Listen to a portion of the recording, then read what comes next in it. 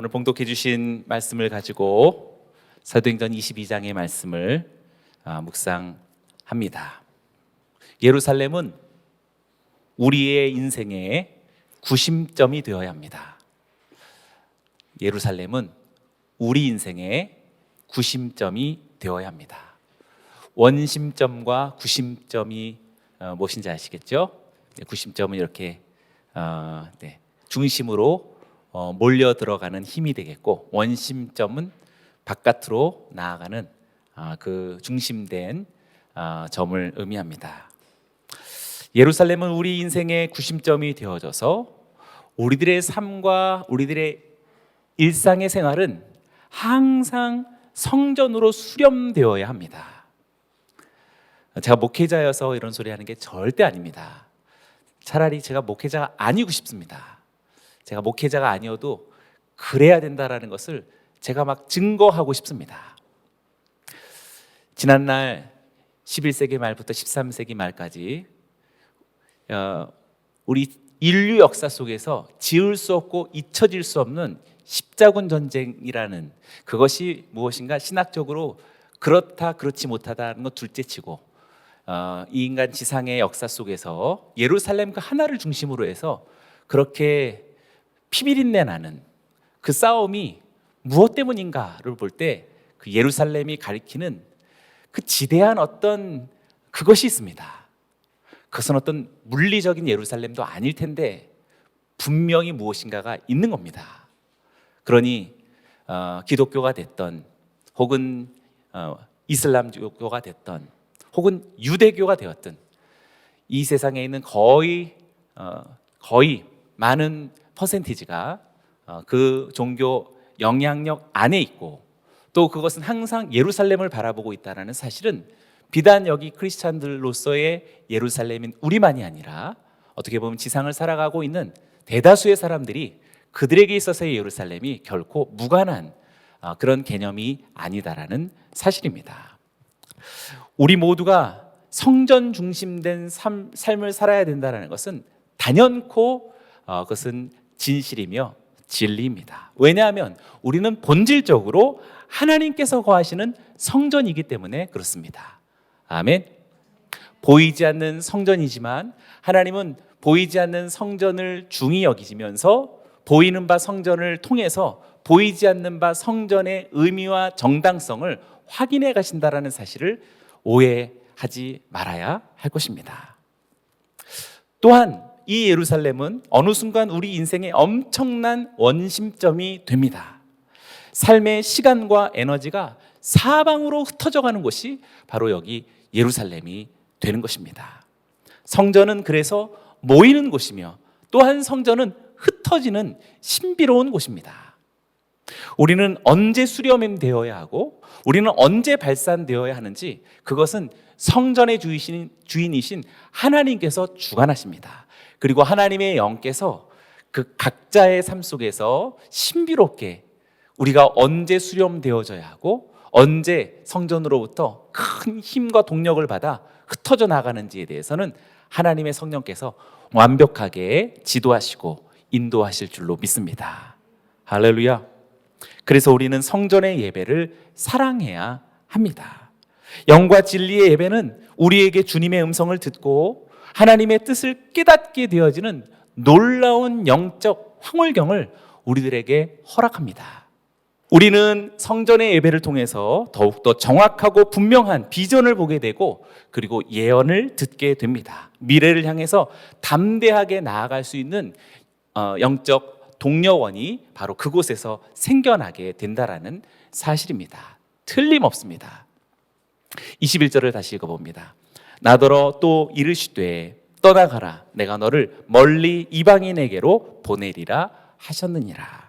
오늘 22절부터였는데 지난주 21절로 마쳤는데, 내가 너를 멀리 이방인에게로 보내리라 라는 하나님의 음성을 바울 사도가 들었던 것입니다. 이것이 바울에게 주어진 예언이며 사명입니다. 바울 자신이 자신의 인생을 스스로 계획하는 것이 결코 아닙니다.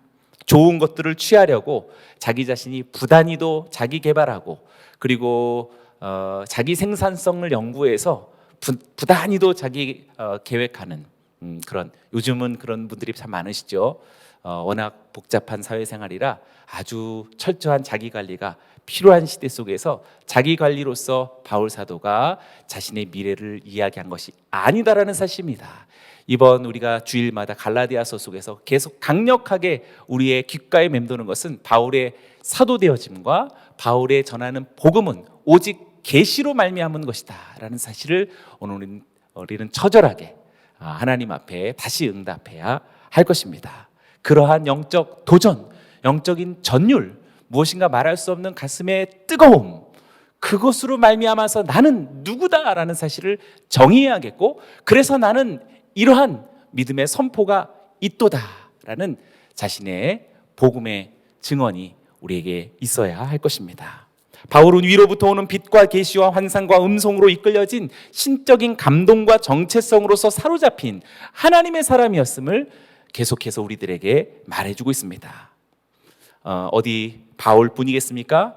여기 있는 저와 여러분들에게도 오늘 이 팬데믹이라는 큰 이 시대를 향한 마치 채찍과도 같은 어떤 하나님의 지울 수 없는 흔적이 이 세상의 송두리째 우리들에게 다가왔건만, 그럼에도 불구하고 그냥 둔감한 채 50% 이제는 위드 코로나로 하면서 그냥 일상으로 돌아가는구나 라고 가기에는 우리 이 세계가 얻은 어마어마한 분명한 신호와 징조가 있는 것을 우리가 너무 간과하는 것이다 라고 생각합니다.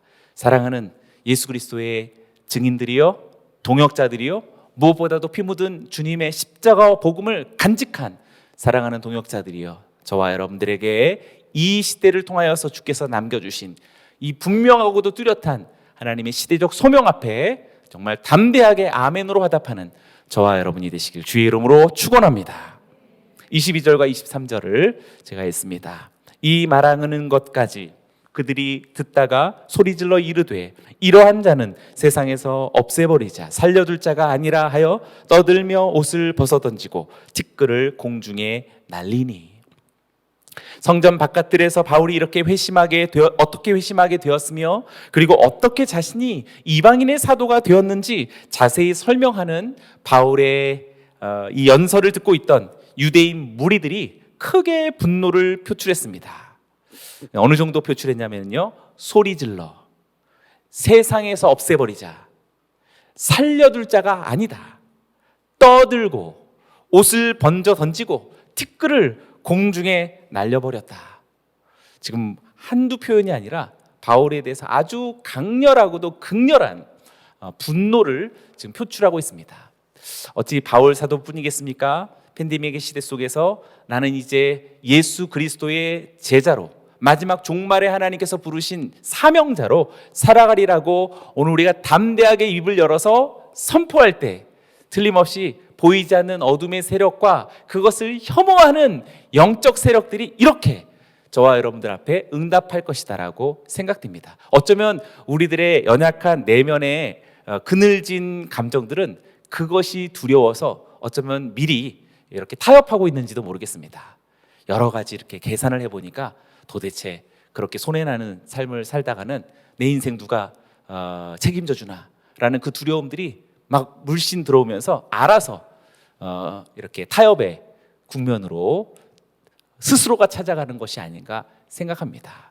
사랑하는 여러분, 도전합니다. 하나님의 말씀 앞에 선 저와 여러분들이 사도 바울과 같이 다시 오지 않을 하나님 앞에서의 팬데믹 시대에서 나 자신의 응답이 저와 여러분들에게도 동일하게 나타나기를 원합니다. 24절 보시죠. 천부장이 바울을 영내로 데려가라 명하고 그들이 무슨 일로 그에게 대하여 떠드는지 알고자 하여 채찍질하며 신문하라 한대.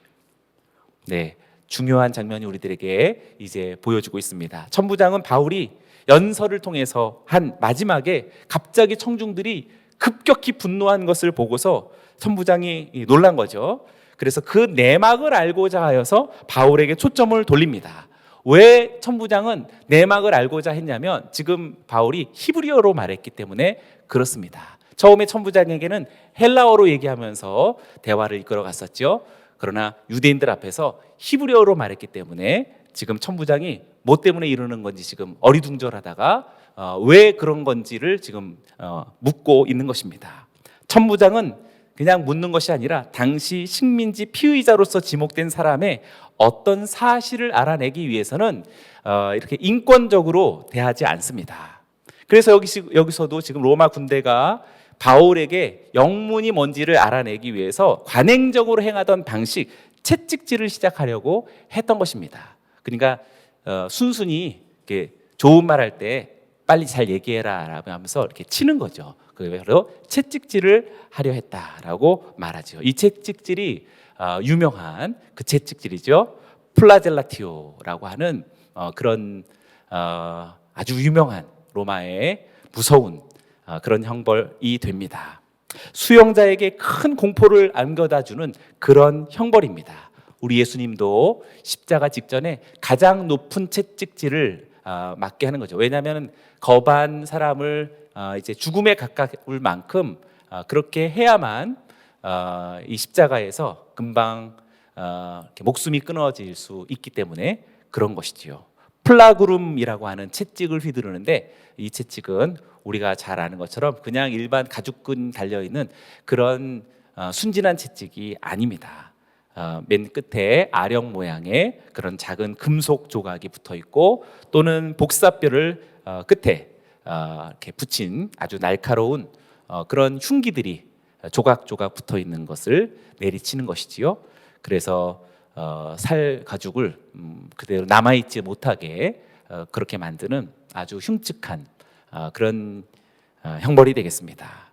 이 플라젤라티오를 당한 사람은 엄청난 고통에 시달리다가 폐인이 되고 또는 얼마 가지 못해서 죽음에 많이 이르렀다라고 합니다. 유대인 무리들은 하나님께서 바울에게 주신 예언, 떠나가라, 내가 너를 멀리 이방인에게로 보내리라 라고 하는 하늘의 음성을 알아듣지 못한 채 엄청나게 분노했죠. 다시 한번, 지금 바울 사도가 다메섹에서 어떻게 회심을 했고 그리고 이방인의 사도가 어떻게 되었는지에 대해서 뚜렷하고 분명하게 그가 장엄한 연설을 했지만 그 반응은 아까 소리질러 없애버리자, 살려둘 자가 아니다, 떠들고 옷을 벗어던지고 티끌을 공중에 날려버리는 이러한 아주 극렬한 분노로서 응답이 돌아왔고, 천부장은 지금 히브리어로 말하고 있는 바울의 말을 도무지 알아들을 수 없었기 때문에 채찍질로서 바울을 어떻게 하든지 가해하려 했던 것입니다. 두 곳에서 다 알아듣지 못한 채로 바울에게 폭력을 가하려는 모습을 발견하게 됩니다. 여기서 우리는 폭력의 이유와 나타나게 되는 이런 극렬한 어떤 부정적인 삶의 결과들이 나타나는 이유가 무엇인지 분명하게 알게 됩니다. 그것은 서로가 알아듣지 못하기 때문이었다라고 말할 수 있는 것이지요. 존재의 집이라고 하는 언어, 진정한 이해의 언어가 없기 때문에 같은 유대인으로서의 바울의 말과 듣는 유대인이 서로 이해할 수 없는 언어가 주고받고 있는 것입니다. 또한 로마인으로서 천부장은 그냥 히브리어 말을 알아들을 수 없었기 때문에 일단 채찍질하면서 말을 들으려고 했던 것입니다.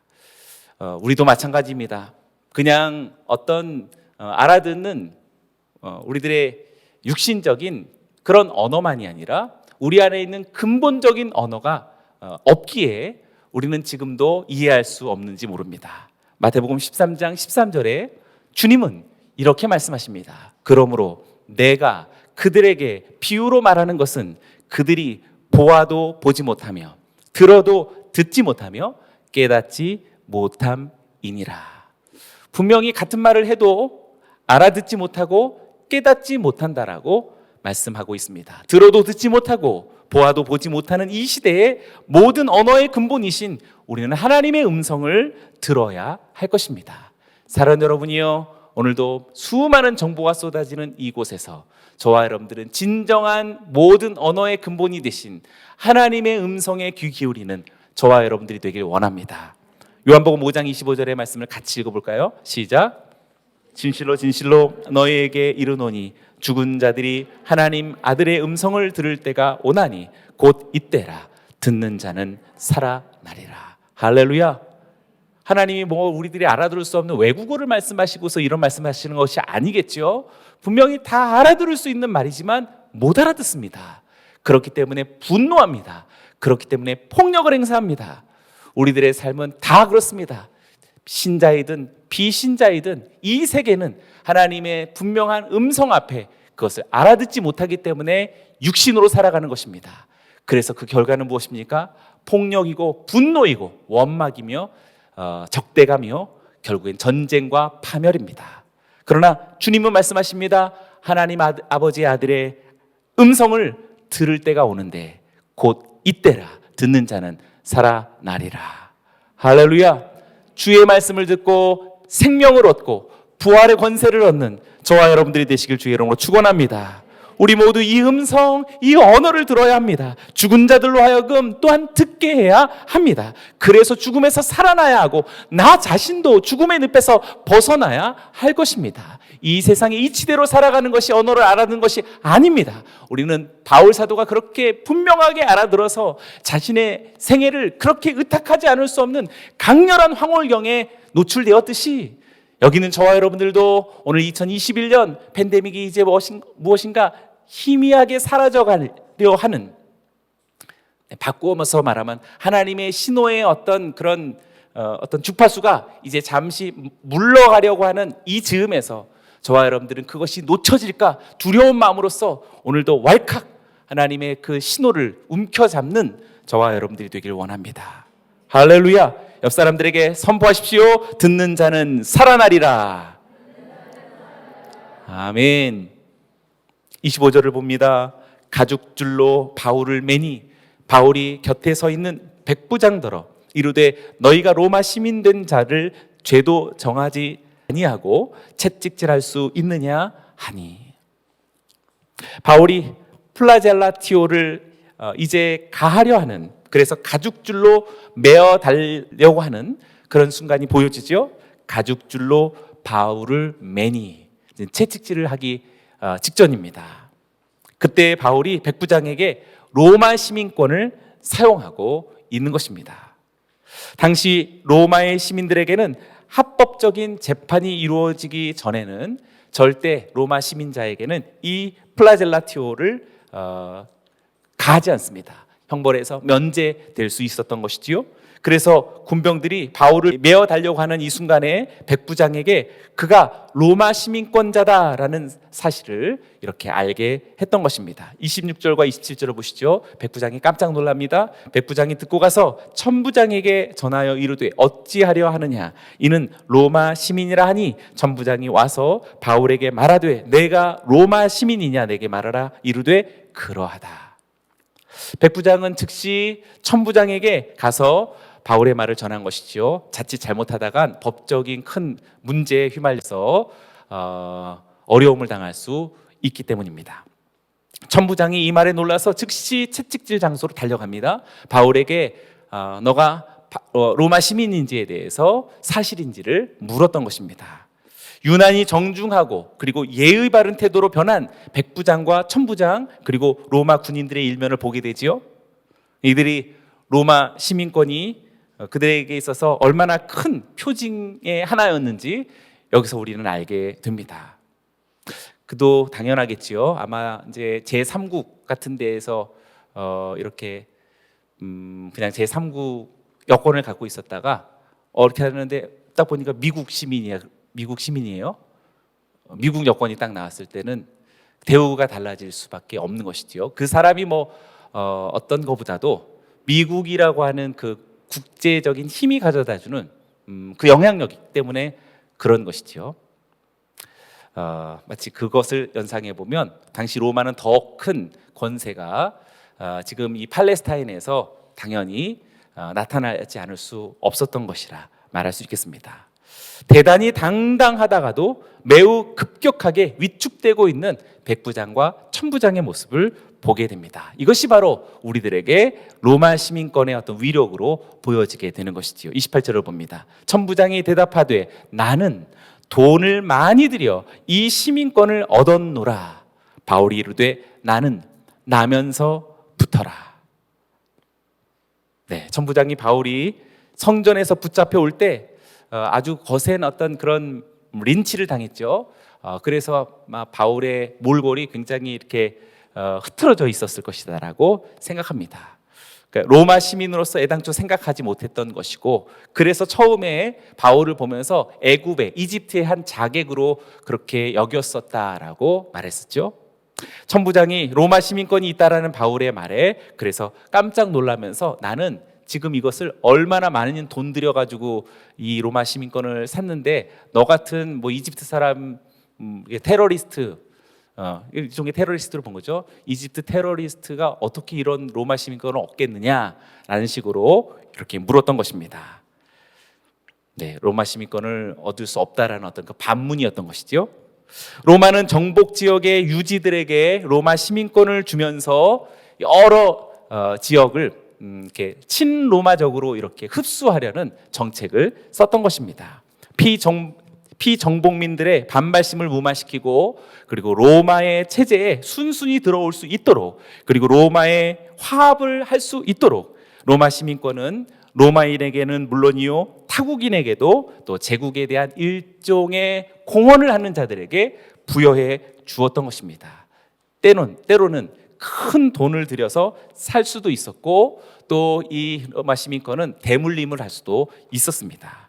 그러니 어떻게 하든지 로마 시민이 되려고 주변 국소적인 그런 도시 속에서 많은 노력들이 있었겠죠. 천부장은 아마도 그런 부류의 한 사람이었던 것으로 보여집니다.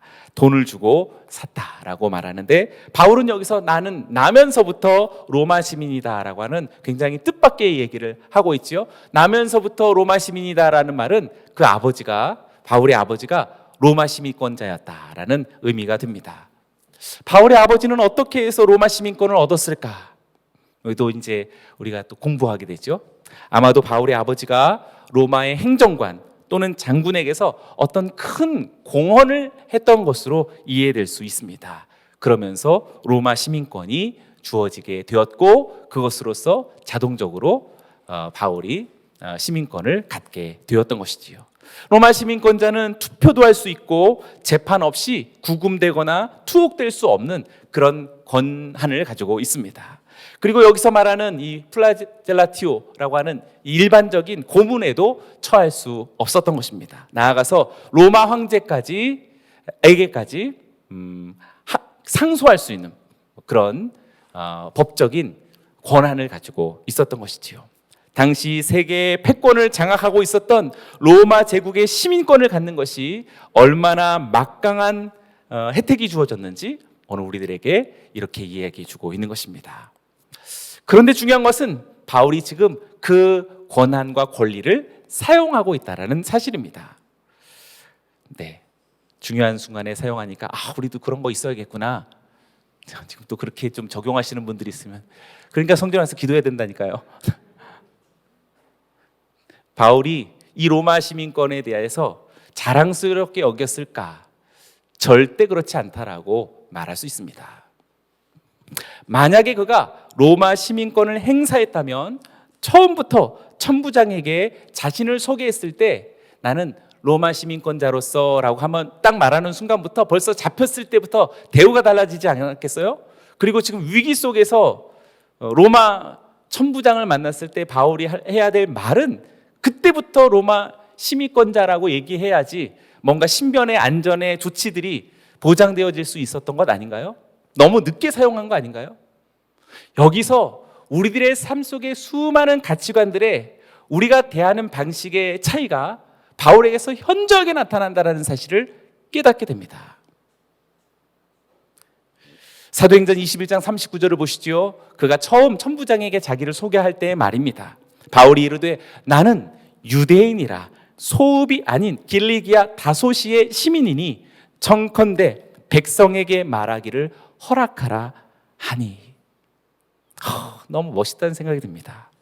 바울은 자신의 고향 다소 시민, 헬라 시민이다라는 얘기를 하고 있는 것이죠. 당시 로마 제국은 헬라도 억제했으니 당연히 우습게 여길 수 있었던 그런 도시일 뿐입니다.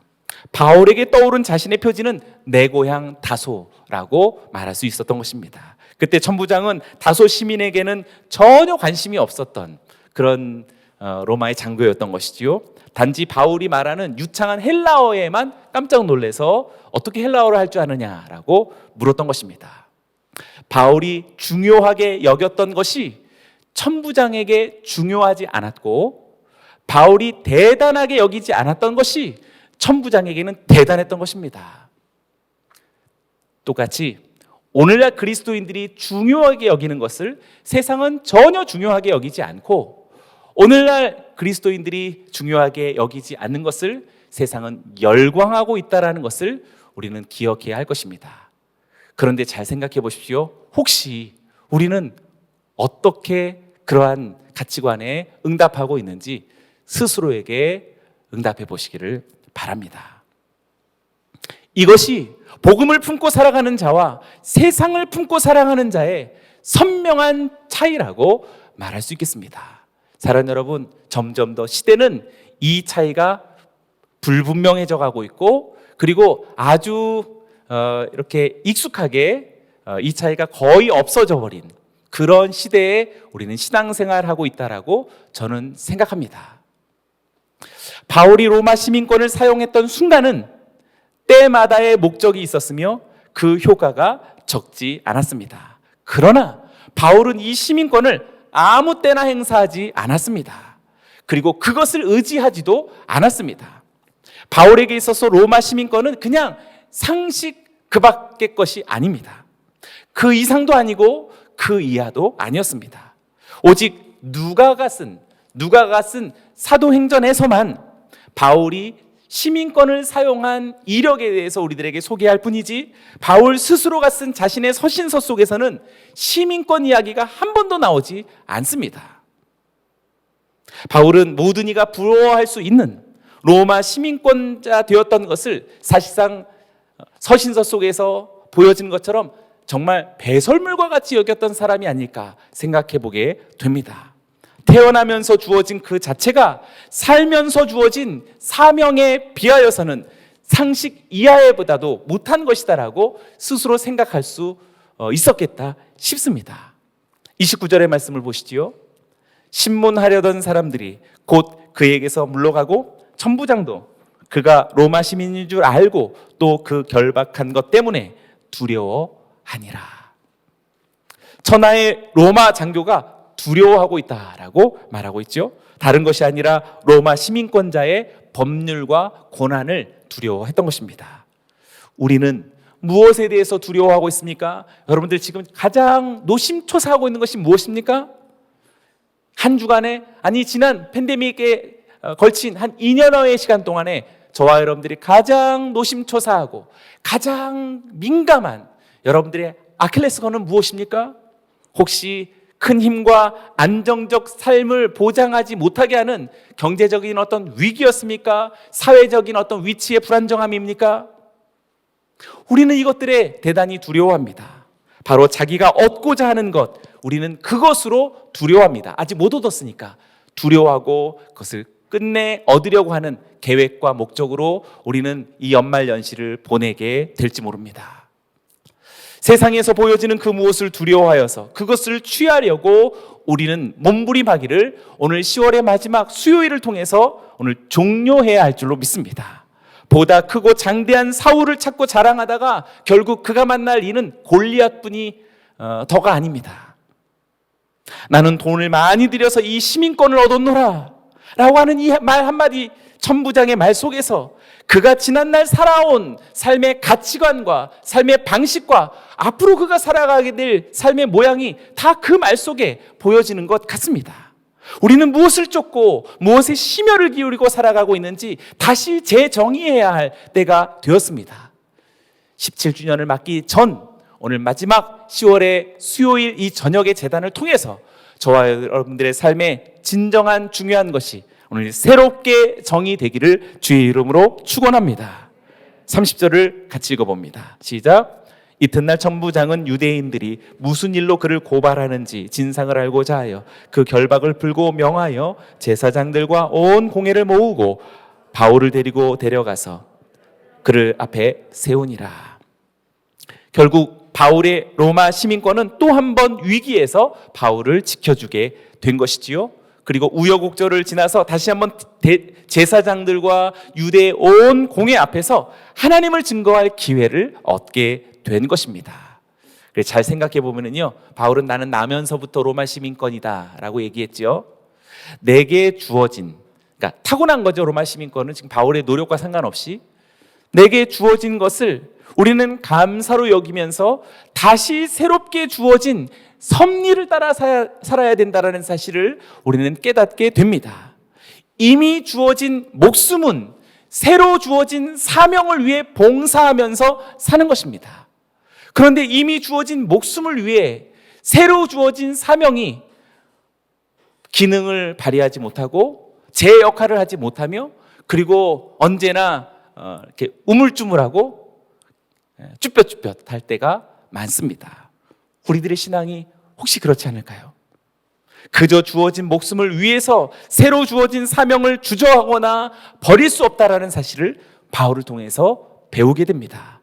바울은 이 시민권으로 인해 결국 황제에게까지 갑니다. 가이사에게까지 가게 되고, 사도행전의 이야기는 바로 그것을 우리들에게 알려주고 있습니다. 마지막 땅끝 복음 전파의 기회를 갖게 되는 것입니다. 그리고 최종 마지막 그에게 주어지는 선물은 죽음입니다. 그것은 십자가의 형에 비해서 시민권자에게 주어진 특혜입니다. 십자가형을 당하지 않고 참수를 당합니다. 일종의 특혜라고 말할 수 있습니다. 사도행전에서는 로마 시민권을 제시함으로 인해서 채찍질을 면하고 위기에서 벗어난 적이 2번 있음을 우리들에게 말해주고 있습니다. 다시 한번, 바울이 채찍질을 면하고 위기에서 벗어난 적이 딱 2번이 있는데, 처음 전도 여행에서 빌립보에서 감옥에 갇히고 채찍의 위기를 맞게 되죠. 그리고 지금 여기 예루살렘에서 로마 군인들로부터 채찍을 맞을 위기에서 벗어나게 됩니다. 처음 빌립보에서 있었던 장면을 잠깐 돌아가서 살펴보기 원합니다. 사도행전 16장 37절에서 38절, 이걸 같이 한번 읽어볼까요? 시작. 바울이 이르되 로마 사람인 우리를 죄도 정하지 아니하고 공중 앞에서 때리고 옥에 가두었다가 이제는 가만히 내보내고자 하느냐? 아니라 그들이 친히 와서 우리를 데리고 가야 하리라 한데, 부하들이 이 말을 상관들에게 보고하니 그들이 로마 사람이라 하는 말을 듣고 두려워하여. 빌립보 감옥에서도 상관들을 두려워하게 했던 것이 바로 지금 여기 바울이 사용한 시민권, 로마 시민권이었습니다. 그러나 이 탁월한 바울에게 주어졌던 선천적 특혜, 바울이 노력한 게 아니에요. 그의 아버지 때문에 로마 시민권을 얻었던 이 선천적 특혜는 훗날 다메섹에서 얻게 되어진 후천적 사명에 의해서 상식적인 도구에 지나지 않았다는 사실을 오늘 바울의 생애와 삶을 통해서 분명하게 깨닫습니다. 왜냐하면 그가 처음 고난처럼 사용했던 이 시민권 행사에 대한 기억이 왜 없었겠습니까? 그래서인지 빌립보 교회에 보내는 편지, 빌립보서죠. 빌립보서의 이 로마 시민권에 대한 말은 사용하지 않지만 분명히 그것을 연상하듯이 바울의 새로운 정의가 우리들에게 들려집니다.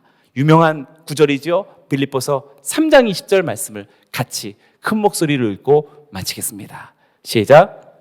그러나 우리의 시민권은 하늘에 있는지라 거기로부터 구원하는 자 곧 주 예수 그리스도를 기다리노니. 할렐루야. 너무나도 멋진 바울의 가치관이며 모든 삶의 가치를 송두리째 하나님의 신적 보화와 말씀과 전능하신 하나님의 임재 앞에서 과감하게 아무렇지도 않은 것처럼 내버릴 수 있는 이 놀라운 신앙의 절개가 오늘 우리들에게 너무나 감동이 됩니다. 바울은 유럽에 첫 발을 내딛었던 그 첫 성 빌립보에서 처음 자신이 로마의 위력으로 위기를 벗어났던 그 뜻깊은 추억을 이렇게 멋지게 재해석했던 것입니다. 빌립보서가 로마의 옥중에서 쓴 편지라면 더욱더 멋지지 않겠습니까? 다시 한번, 빌립보서가 로마의 옥중에서 쓴 편지라면 더욱더 멋지지 않겠습니까? 네, 멋있다고 해주시면. 로마에서 쓰면서 하늘의 시민권을 가진 자기 자신이 거기로부터 오실 우리 주님을 기다리노라 라고 하는 이 말이 얼마나 가슴 절절한 신앙의 기계이며 복음의 참 기쁨이며 하나님 임재 속에 있는 사람이 정말 빌립보에서 들을 수 있는 기뻐하고 기뻐하라 또 기뻐하라 라고 하는 이 진실한 선언이 오늘 우리들에게도 정말 소중한 삶의 목표가 되어집니다. 바울은 정말 하늘을 사는 하늘의 시민권자였음을 우리는 보게 됩니다. 어찌 바울뿐이겠습니까? 저와 여러분들도 2021년 10월의 마지막 수요일을 떠나보내면서 저와 여러분들이 하늘의 시민권을 가진 정말 하늘을 살아가는 진정한 예배자요 후천적 사명에 의해서 선천적 목숨이 그 사명을 따라서 봉사하고 사명이 이끄는 대로 순종하며 나아가게 하는 주 그리스도의 제자들 되시기를 주의 이름으로 축원합니다. 할렐루야. 우리 하나님께 영광의 말씀 올려드립니다.